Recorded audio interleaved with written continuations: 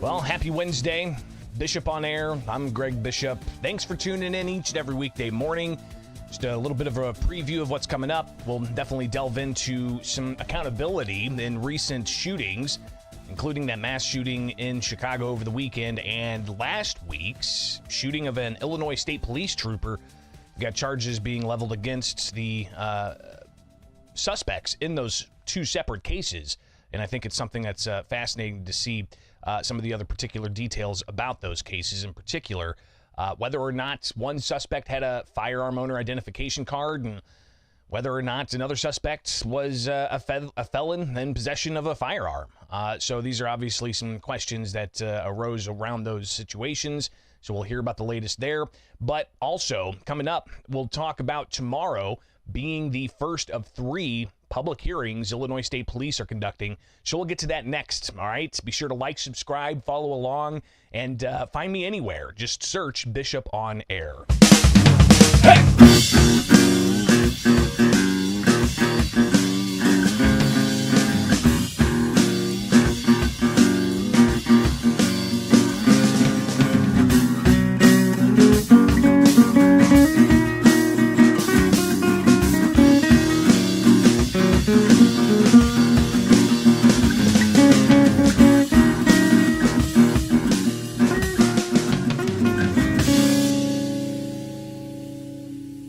I gotta turn the microphone on. Today is the day that you have to register with Illinois State Police if you want to make some public comments during the public hearings that are going to be held.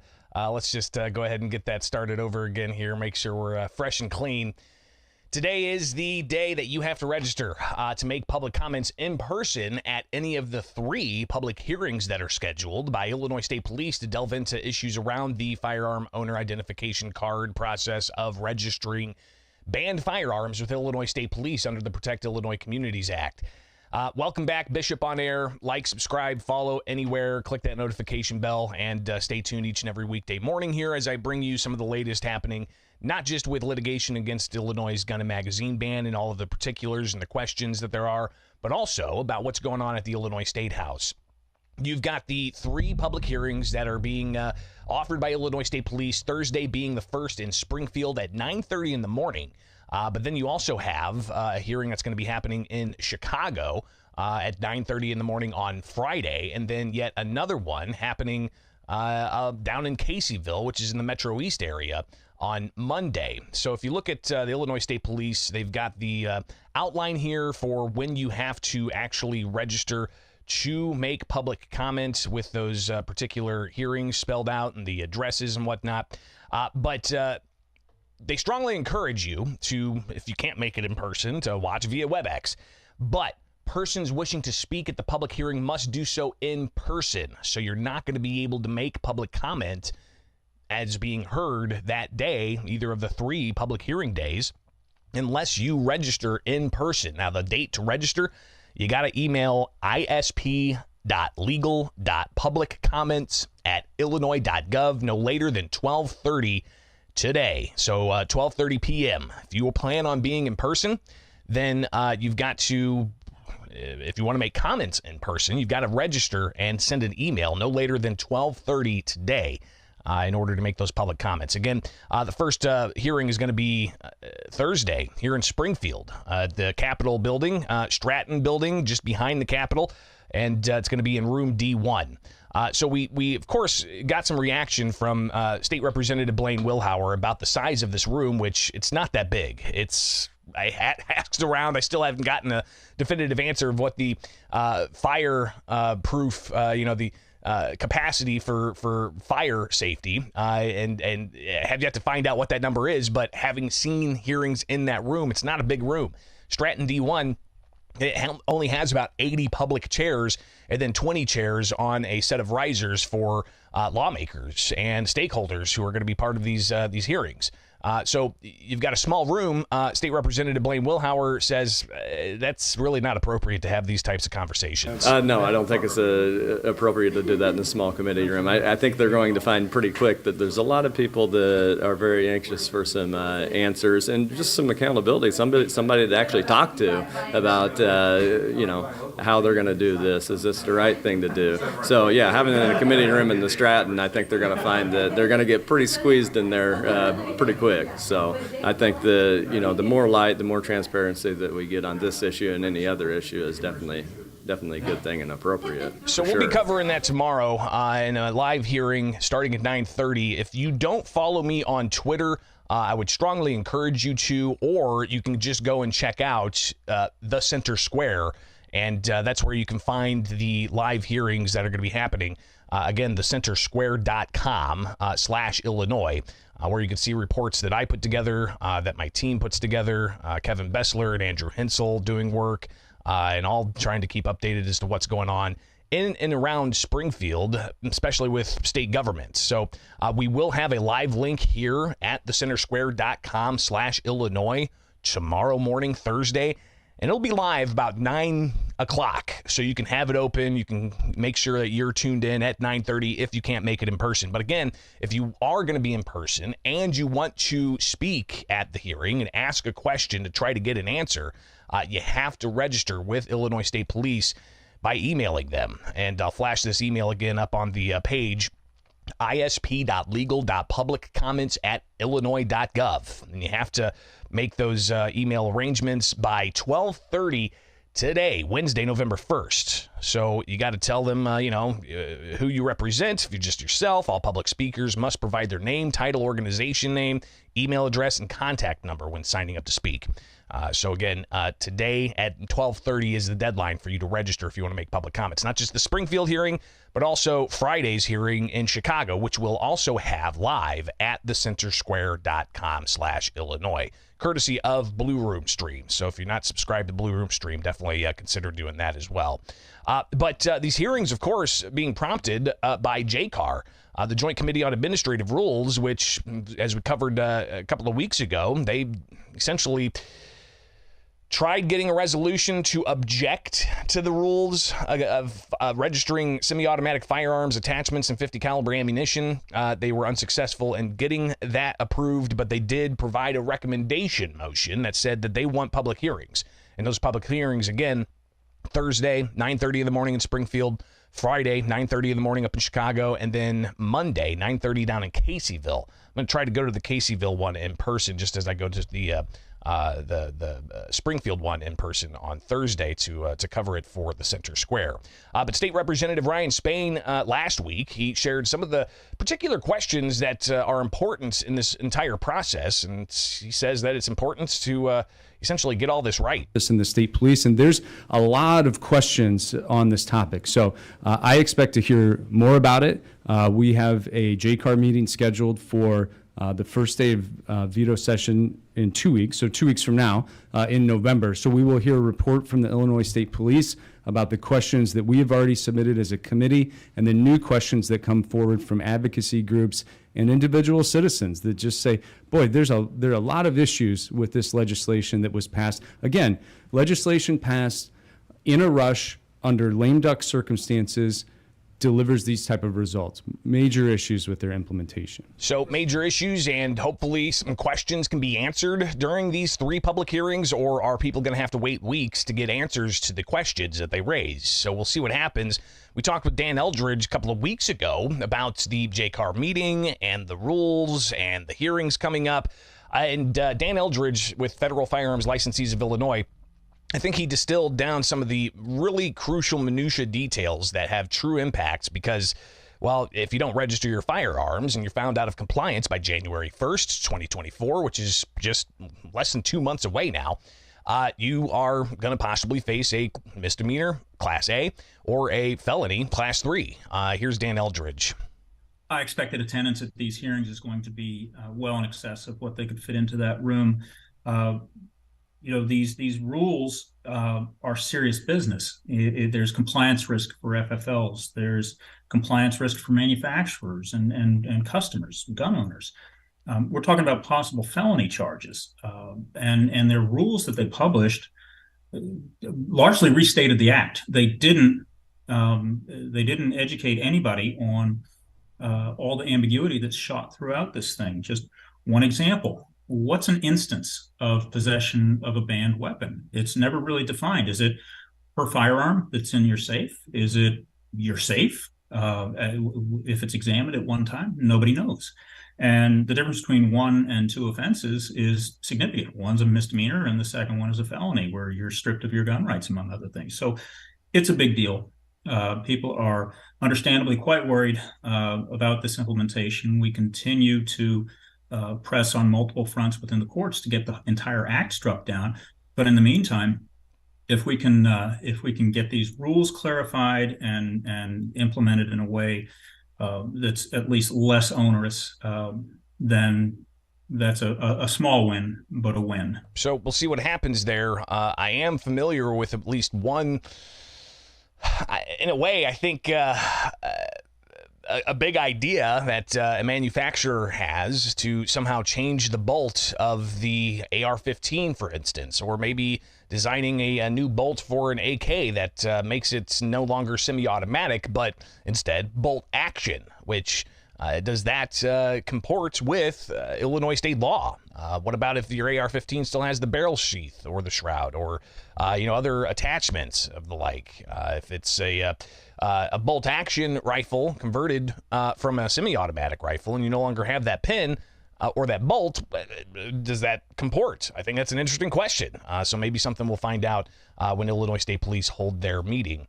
3 of them, again, Thursday in Springfield, 9:30 in the morning. Friday in Chicago, 9:30 in the morning. Both hearings will be streamed at thecentersquare.com/Illinois. You've also got the hearing Monday in Caseyville at 9:30 in the morning.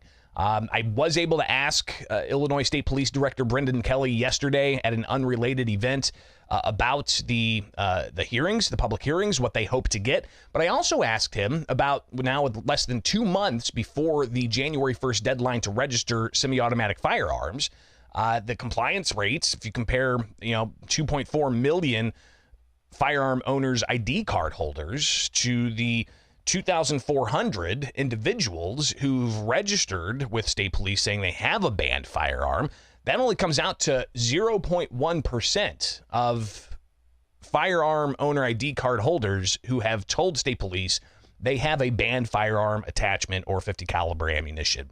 And I asked him for his reaction on those 2 issues. Here's what Brendan Kelly had to say from Illinois State Police. So the hearings are established by law and by request of JCAR when we do the administrative rulemaking process to provide input. We'll see who shows up, and we'll see what the public feedback they wish to provide about that administrative rule process.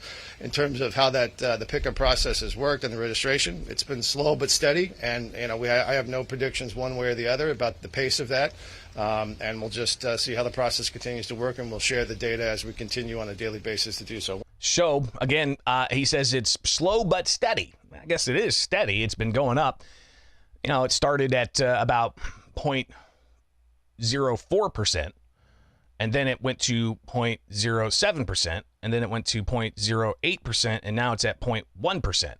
And again, not even a half of a full percentage point of total FOID card holders who have said to state police that they own a firearm that's banned by state police and by the state of Illinois.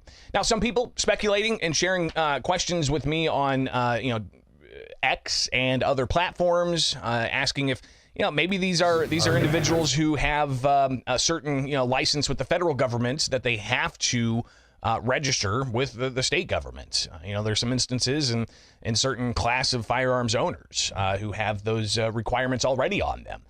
Maybe it's FFLs who are complying with this. Maybe it's members of law enforcement who are complying with this. They say they have a AR-15 at home. They work for Illinois State Police, and it's part of the job. So they're just going ahead and saying, yes, I have a personal AR-15. So maybe that's part of the overall number. So there are differing reasons. Of course, we don't know the reason why somebody would comply other than just to say we're following the law. But with the law still in question, especially in the courts, which we have yet to have any outcome of the 7th Circuit U.S. Circuit Court of Appeals, we still have pending action in the Southern District of Illinois challenging the gun and magazine ban here in the state of Illinois. So some people saying they're waiting until some kind of outcome in those cases, which could be, the case going to the U.S. Supreme Court over time. But what happens if indeed you have the Southern District enjoin the state from enforcing the registry or delaying enforcement of that January 1st registration deadline? Could that possibly be an outcome? Again, we've got 2 months before January 1st, and a lot can happen in between now and then. So we'll see and continue to track that daily here. Be sure to follow along. Just search Bishop on Air on X, on Facebook, here on YouTube, other social media platforms you might be able to find me on. Best way to get a hold of me, though, is email bishoponair@gmail.com. Again, bishoponair@gmail.com. Be sure to put a note in your calendar. Tomorrow morning, you're either going to be in Springfield in person to attend this public hearing with Illinois State Police at 9:30 in the morning, or you can tune in at thecentersquare.com/Illinois, where you can watch the live stream. All right, so make that happen. It's Bishop on Air here on this. It is Wednesday, right? Yeah, it's Wednesday, so appreciate everybody tuning in, commenting, and taking part in the conversation, making sure that you guys stay up to date and get in and out with information you need, so that you can get on with your day to do what you got to do. So appreciate everybody tuning in.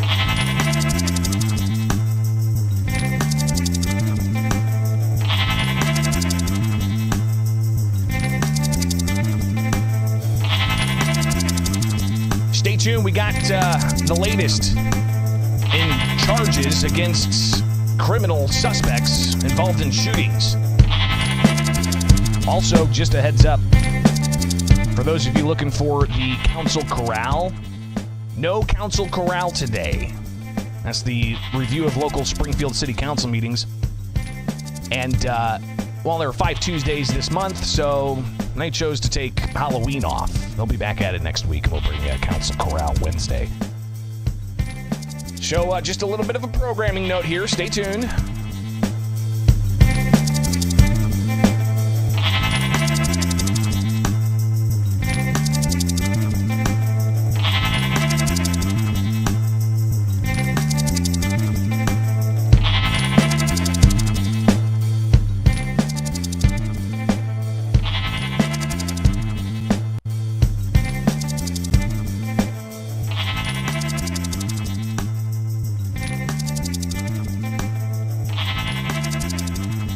We got updates on some criminal charges against 2 different suspects from across the states that have been involved in allegedly shooting people. You've got, of course, the case that happened last Monday where you had a Illinois State Police trooper in the early morning hours it was late on Sunday into Monday. When the Illinois State Police trooper, Dakota Chapman Green, was shot by a suspect, allegedly by Cristobal Santana. We've got an update in that case, but we've also got an update in the case out of Chicago where you had a criminal suspect charged with dozens of charges after being involved allegedly in a mass shooting where they were at a party for Halloween on early Sunday morning, and they were told to leave the party, but they came back with a firearm, allegedly shooting and injuring 15 people. 2 were in critical condition until yesterday. Their status was upgraded. You've got some comments now from Chicago Police Superintendent Larry Schnelling, and also from the Cook County State's Attorney Kim Fox holding a news conference yesterday about the latest in that case. It was a kind of an impromptu news conference. It was not on Chicago Mayor Brandon Johnson's public schedule, and something that they, I guess, decided to put together last minute. And they threw out there a lot of information, and in particular, Snelling talks about the status of this suspect. Were they able to even legally have a firearm? 48-year-old William Groves, he says. Let me turn this up. 48-year-old William Groves has been charged with 15 counts of attempted first-degree murder, 15 felony counts of aggravated battery with discharge of a firearm, 1 felony count of aggravated unlawful use of a weapon by a felon, 1 felony count of aggravated discharge of a firearm in an occupied building. Groves was identified as the individual who was removed from the party that night and came back to the gathering and began shooting into the crowd shortly after 1 a.m. Sunday morning. He's a convicted felon who shouldn't have had a gun. Again, he's a convicted felon who should not have had a gun. A summary closure has also been ordered for the business where this unsanctioned gathering occurred. So the suspect, a convicted felon who should not have had a gun, repeated by the Chicago police superintendent. I think it's important that that's clear and out in the open, because you'll hear all the time about the pushback against gun laws for law-abiding firearms owners that they want to comply with, to be in compliance with the law. They're not the ones that are going out there and committing these types of acts. Mass shooting, 15 people shot, and the suspect arrested shortly thereafter, found with a .38, and even some other details shared up in the Chicago press. It was had an altered serial number, so obviously that was an illegal possession of a firearm by a felon. So here we are with the question of where the target should be on laws, maybe stiffer penalties against individuals who are charged with these things, or whatever the case may be. So interesting note there, definitely important to add to the stack of information on this particular case. Chicago Mayor Brandon Johnson was at this news conference yesterday. He didn't take any questions in particular, and that's a totally different topic altogether. Chicago Mayor has not really been regularly in front of media with questions. I get his daily public schedule, and a lot of times it's the mayor making a statement in front of a school, and it says B-roll only, and what that means is there's no Q&A opportunity. So no questions asked of Chicago Mayor Brandon Johnson yesterday, but he did make this statement that we're going to hold individuals accountable who create havoc and harm in our communities. And that accountability is on display right now. We're also very much moved and deeply touched by those who are oftentimes impacted by violence and trauma, but in too many instances ignored. We won't do that. To all of the victims and survivors of violence in this city, the full force of government is available to provide the type of support that's needed for these families. In fact, I've made a line item budget to address this very dynamic. So, question again of how they approach these types of crimes, and not just going after the criminals and holding them accountable, Johnson says, but also taking care of the victims, which on Sunday, there was a spread in the Chicago Tribune about how last year's Halloween mass shooting, a lot of the victims feel like the government has just left them behind. So some substantial questions on how to treat victims of these crimes. But even the perpetrators, there's a lot of questions about State's Attorney Kim Foxx's office and how she's treated criminals and whether she charges criminals properly. You've got the Safety Act as well that's at play here. And Kim Foxx at yesterday's news conference also sharing detail about how her office did indeed move to keep this individual behind bars pre-trial. At noon today, Mr. Groves will appear at first appearance court. The State's Attorney's Office has filed a petition to have him detained pre-trial, such that he is a threat to those in the community and needs to be detained pre-trial. So those are some of the latest particulars about the mass shooting that happened up in Chicago, with the ongoing investigation and the charges that have been filed against this suspect, a felon who should not have had a gun. And we'll obviously hear a lot more about all of that, no question. It is Bishop on Air. Thanks for hanging out. We'll get to another case in just moments on the next segment. All right, so stay tuned. Hey!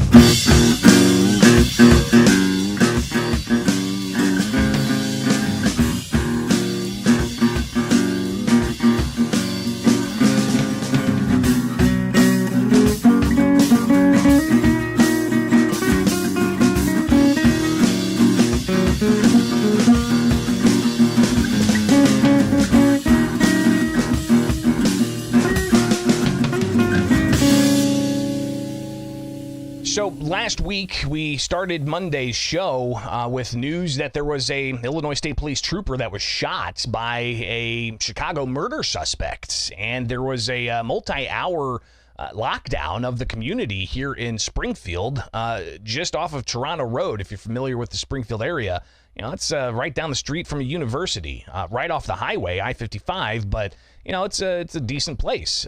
There was a pullover that was initiated by an Illinois State Police trooper at about 10:45, and it turned into that trooper being shot multiple times.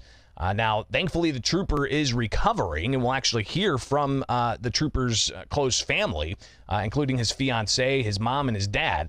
But yesterday, we got an update on that case, not just on the suspect, Cristobal Santana, who's a wanted man from Chicago in a murder that happened up there.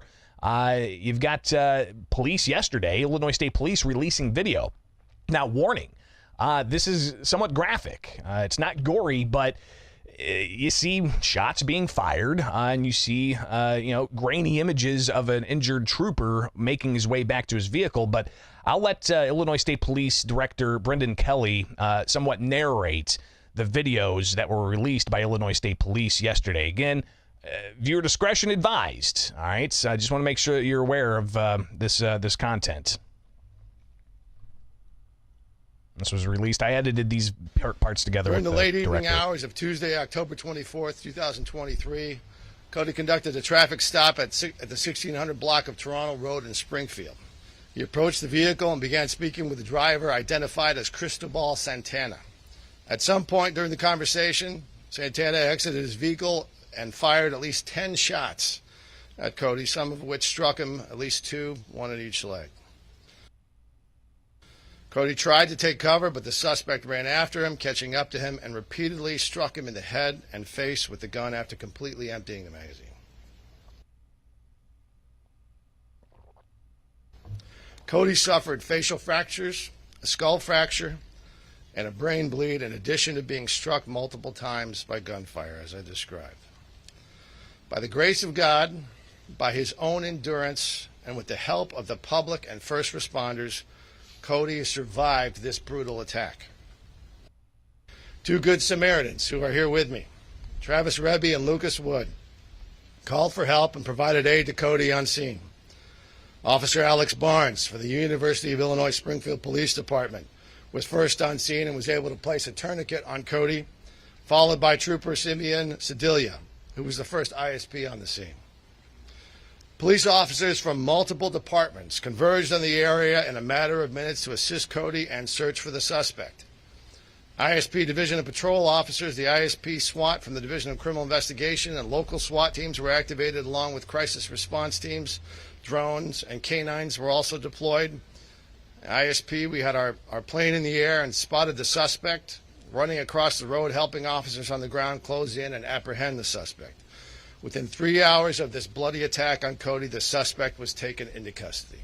Well, he was apprehended and he was injured during the course of the apprehension, and that was in my comments here that I laid out. So he is in custody and receiving appropriate medical treatment. So again, that's Illinois State Police Director Brendan Kelly talking about some of the particulars of the case and how they released video yesterday. He wouldn't go into the details. I even asked him to, put what's on the video in his own words, and he says you'll see it. And obviously, sharing some of that video with you this morning. It is, it's tough to watch in some instances.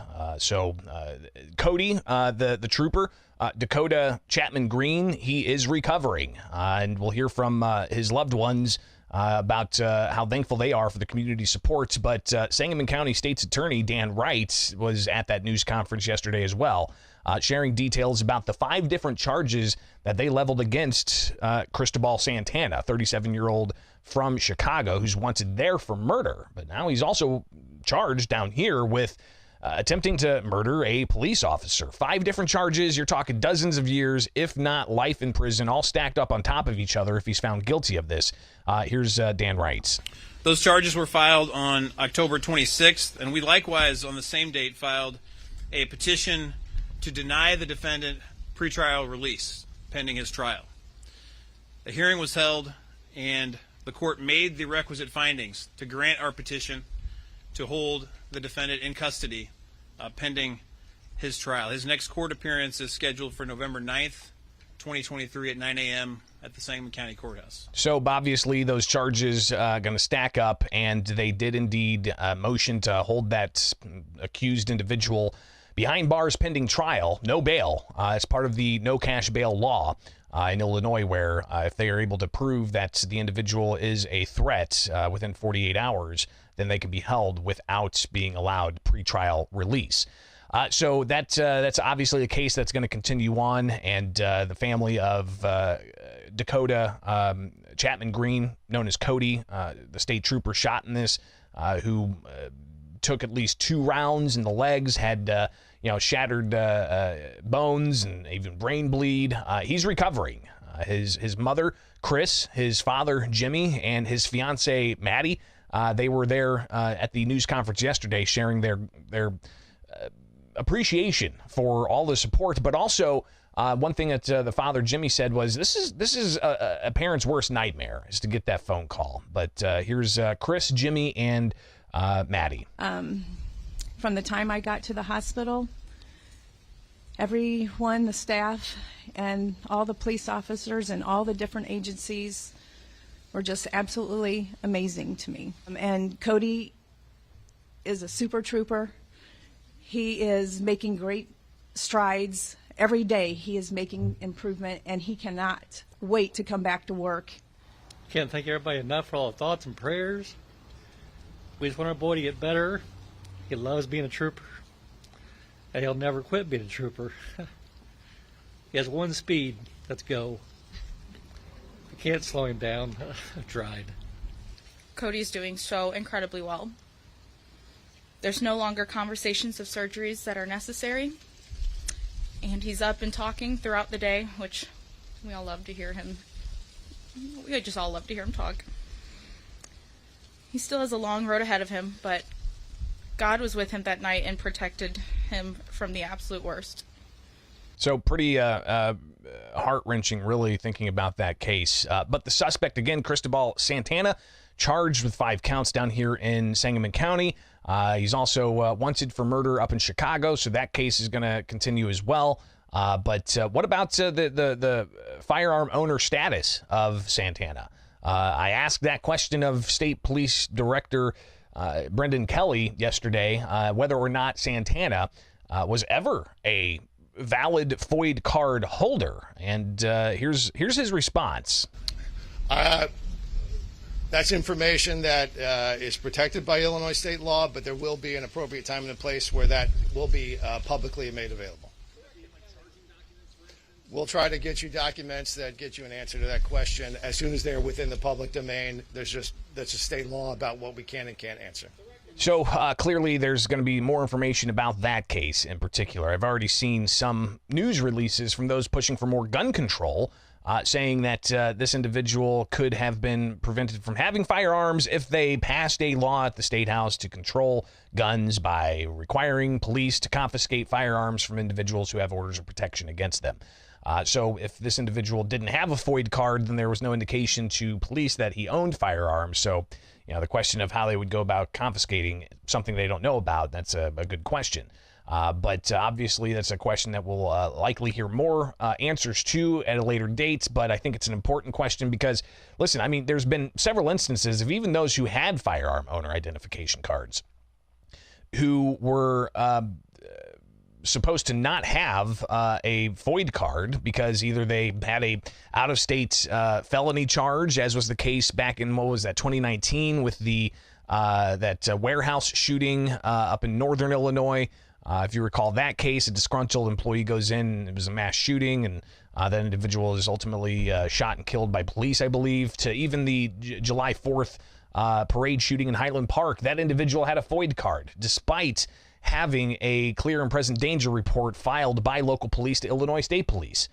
So what are we looking at here? And as far as whether or not laws have been followed to keep firearms out of prohibited individuals' hands. Here we go, waiting for more information about that, but some already trying to make political hay out of it. So clearly ongoing stuff that we're going to continue to track. I'm Greg Bishop. Thanks for hanging out. It is Bishop on Air. Be sure to like, subscribe, follow along, and find me anywhere. Just search Bishop on Air on X, on Facebook, on YouTube. Like, subscribe, hit that notification bell. Not just a live show each and every weekday morning, but we clip out segments of the program so you can stay informed to get on with your day. For those of you who are looking for some merchandise, greatly appreciate that. I sent out a few more patches to people who said that the mail screwed up and didn't get them their patch. Somebody else over on the East Coast told me that they still hadn't gotten their patch, dropped one in the mail, and then they emailed later saying, oh, finally got it. It was postmarked October 17th. Took that long to get over on the East Coast. Come on, U.S. Postal Service.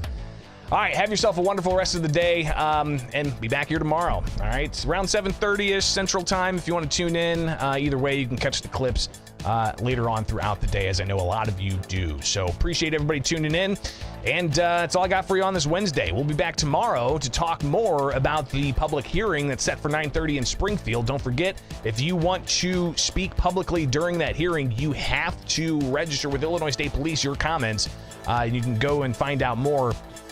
But isp.legal.publiccomments@illinois.gov no later than 12:30 today, Wednesday. You gotta file and say that you want to speak publicly. First hearing is Thursday. All right, so here in Springfield, we'll cover that, and we'll be back here tomorrow morning. All right, have yourself a great day. Be safe.